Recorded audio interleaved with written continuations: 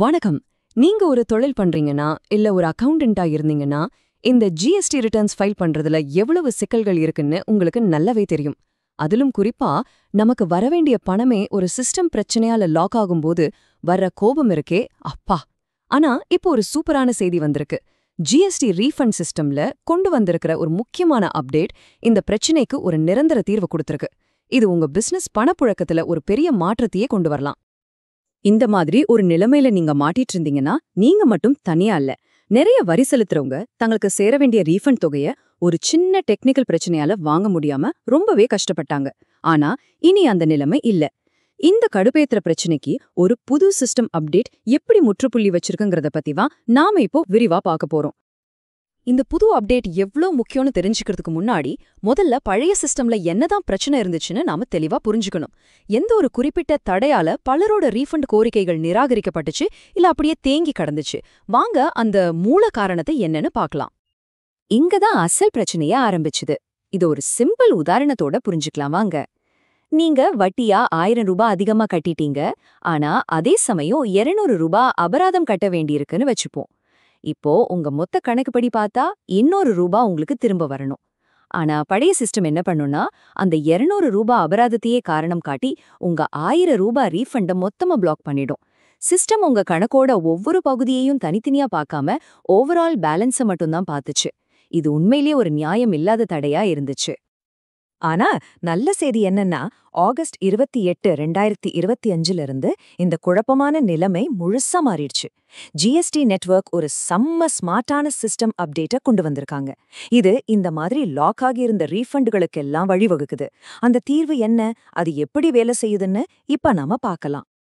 ரொம்ப முக்கியமான விஷயம் இதுதாங்க. முன்னாடி உங்க ரீஃபண்ட் பயணத்துல ஒரு பெரிய ஸ்பீட் பிரேக்கரா இருந்த அந்த ரூல் இப்போ தூக்கியாச்சு. சிஸ்டம் இப்போ புத்திசாலித்தனமா வேலை செஞ்சு ஓவரால் அக்கவுண்ட்டை பார்க்காம நீங்க எந்த ஒரு குறிப்பிட்ட ஹெட்ல அதிகமா பணம் கட்டியிருக்கீங்களோ அதுக்கு மட்டும் ரீஃபண்ட் கொடுக்க பெர்மிஷன் கொடுக்குது. இது பார்க்க சின்ன மாற்றம் மாதிரி தெரிஞ்சாலும் இதோட இம்பாக்ட் ரொம்ப பெருசு. சரி, இதெல்லாம் கேட்க நல்லாதான் இருக்கு. ஆனா பிராக்டிக்கலா இந்த புது ரீஃபண்ட் ப்ராசஸ் எப்படி வேலை செய்யுது? ஒரு வரி செலுத்துறவரா நீங்க இப்போ என்னென்ன ஸ்டெப்ஸ் ஃபாலோ பண்ணணும்?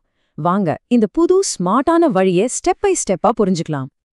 இந்த முழு மாற்றத்தையும் புரிஞ்சுக்க நாம மைனர் ஹெட் அப்படிங்கிற ஒரு வார்த்தையை தெரிஞ்சுக்கணும்.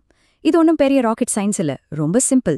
உங்க மொத்த வரி பொறுப்புல இருக்கிற வட்டி, அபராதம், கட்டணம்னு இருக்குல்ல, அந்த ஒவ்வொரு தனித்தனி பகுதிக்கு பேரு தான் மைனர் ஹெட். முன்னாடி இதுல ஒண்ணுல நீங்க அதிகமா பணம் கட்டியிருந்தாலும் மத்த இடத்துல பாக்கி இருந்தா ரீஃபண்ட் கிடைக்காது. ஆனா இப்போ இந்த மைனர் ஹெட்களை சிஸ்டம் தனித்தனியா கவனிக்குது. இந்த புது விதிகள் நமக்கு எவ்வளோ ஃபிளெக்சிபிலிட்டி கிடைச்சிருக்குன்னு இதிலிருந்தே தெரியும். இப்போ உங்க overall demand IT status refund பாக்கின்னு காட்டலேனாலும் பரவாயில்ல. உங்க மொத்த பேலன்ஸ் பாசிட்டிவா இருந்தா கூட கவலைப்பட தேவையில்ல. ஒரே ஒரு கண்டிஷன் தான். ஏதாவது ஒரு மைனர் ஹெட்ல நெகட்டிவ் பேலன்ஸ், அதாவது நீங்க அதிகமா கட்டண தொகை இருக்கணும். அப்படி இருந்தா போதும், நீங்க ரீஃபண்ட்க்கு தகுதியானவர். இந்த ப்ராசஸ் இப்போ ரொம்பவே சிம்பிள் ஆக்கியிருக்காங்க. ஸ்டெப் 1, உங்க அக்கவுண்ட்ல எந்த மைனர் ஹெட்ல நெகட்டிவ் பேலன்ஸ் இருக்குன்னு கண்டுபிடிங்க. ஸ்டெப் 2, உங்க RFT-01 ரீஃபண்ட் அப்ளிகேஷனை ஃபைல் பண்ணுங்க. இப்போதான் அசல் மேஜிக்கே நடக்குது. ஸ்டெப் 3, நீங்க அப்ளிகேஷனை ஓபன் பண்ணதும் சிஸ்டமே ஆட்டோமேட்டிக்கா உங்களுக்கு வர வேண்டிய அந்த நெகட்டிவ் தொகையை மட்டும் கணக்கு போட்டு ஃபார்ம்ல ஃபில் பண்ணிடும். இதனால தப்பு நடக்கிறதுக்கு வாய்ப்பே இல்ல. ஸ்டெப் 4, அதுக்கப்புறம் உங்க ரீஃபண்டை ஈஸியா கிளைம் பண்ணிடலாம். இந்த அப்டேட் ப்ராசஸ சிம்பிள் ஆக்குறது மட்டுமில்லாம நமக்கு ஹெல்ப் பண்றதுக்காக சில சூப்பரான ஃபீச்சர்ஸும் சேர்த்திருக்காங்க. உதாரணத்துக்கு, நீங்க எந்த ஆர்டர் நம்பரை போடணும்னு குழப்பமா இருந்தா சிஸ்டமே சரியான நம்பரை உங்களுக்கு சஜஸ்ட் பண்ணும். அது மட்டுமில்லாம ஃபார்ம்ல ஒவ்வொரு பாக்ஸுக்கும் பக்கத்துலயும் தெளிவான டூல் டிப்ஸ், அதாவது சின்ன சின்ன வழிகாட்டுதல்கள் இருக்கும். இது நீங்க கரெக்டான விவரங்களை என்டர் பண்றதை உறுதி செஞ்சு தப்புகளை தடுக்கும். நாம இப்போ ப்ராசஸ் எப்படின்னு பார்த்துட்டோம். இப்போ ரொம்ப முக்கியமான கேள்விக்கு வருவோம். இந்த மாற்றங்களால ஒரு வரி செலுத்துறவரா உங்களுக்கு ரியாலா என்ன பெனிஃபிட்? இது உங்க நேரத்தையும் பணத்தையும் எப்படி மிச்சப்படுத்துதுன்னு பார்க்கலாம் வாங்க. பழைய சிஸ்டத்துக்கும் புது சிஸ்டத்துக்கும் உள்ள வித்தியாசம் சும்மா சொல்லக்கூடாது, மலைக்கும் மடுவுக்குமான வித்தியாசம். முன்னாடி உங்க ஓவரால் பேலன்ஸ் காரணமா உங்களுக்கு நியாயமா வரவேண்டிய பணமே லாக் ஆகி இருந்துச்சு. அது ரொம்பவே சிக்கலான, நியாயமில்லாத ஒரு ப்ராசஸ்.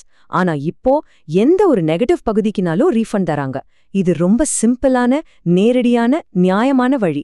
உங்க பணம் இனி அநியாயமா முடக்கப்படாது. சரி, இந்த சூப்பரான புது அப்டேட் பத்தி இப்ப நமக்கு நல்லா தெரியும்.